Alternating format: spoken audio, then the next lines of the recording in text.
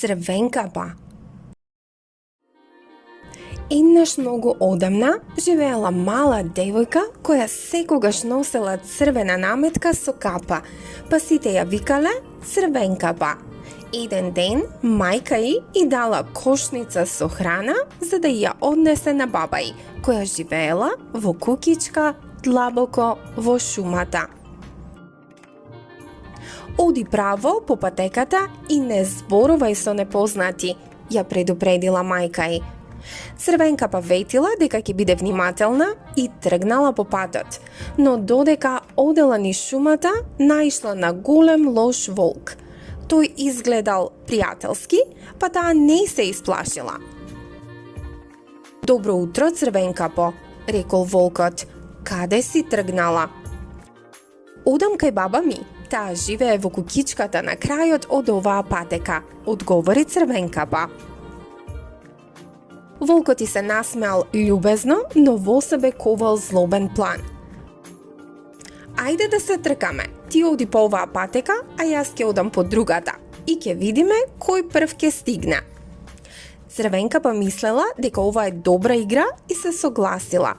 Додека таа одела полека, собирајќи цвеќиња покрај патот, волкот трчал право кон куќата на баба Кога стигнал, волкот тропнал на вратата. Баба која не се чувствувала добро, повикала: "Ко е?"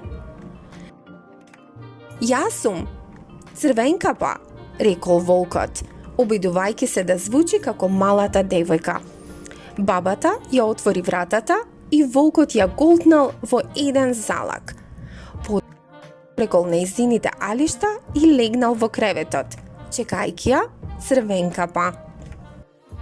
Набрзо, Црвенкапа стигнала до куќичката, тропнала на вратата, а волкот, преправајќи се дека е баба рекол: "Влези, мила." Црвенкапа влегла во куќичката и забележала дека баба изгледа поинаку. Нешто не било баш јасно. "Бабо, зошто имаш толку големи очи?" прашала таа.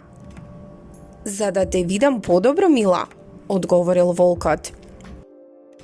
"А бабо, зошто имаш толку големи уши?" прашала Црвенкапа. "За да те слушнам подобро, мила," рекол волкот. "А бабо, зошто имаш толку големи заби?" прашала повторно Црвенкапа.